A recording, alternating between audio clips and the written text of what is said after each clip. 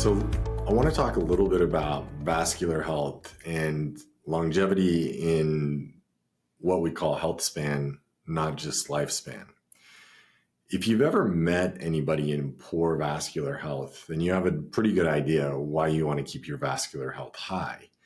As you watch people age, you'll notice swelling in their legs, which often this is from congestive heart failure, what we call lymphedema, where you've got fluid leaking out in the legs, they become swollen.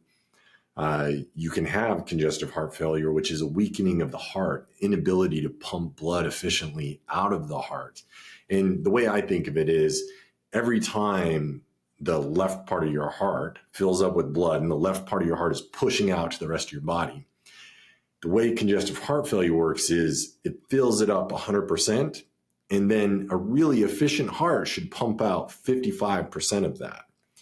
And with congestive heart failure, that can drop as low as 20% is severe congestive heart failure, which means it's staying 80% full. And then when it fills up again, it overflows and you end up getting fluid into your lungs and into your legs.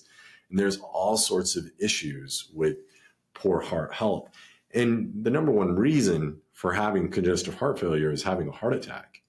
So you may not die from that heart attack. We're really good at rushing you into the cath lab and doing a stent on your heart, opening things up.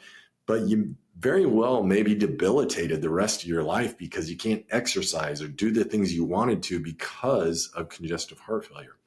So when I think about heart health, it's not just how high is your VO2 max today? Do you have swelling in your legs today? For me, it's really when you're 80, can you go up those steps without getting winded? Can you go on a hike? Can you carry your grandkids? Can you do the things you want to do? And we can prevent a lot of what we call morbidity, which just means illness. We can prevent a lot of later life illness if we make sure your heart stays as healthy as possible. So how does heart health, how does vascular health end up going to longevity and health span?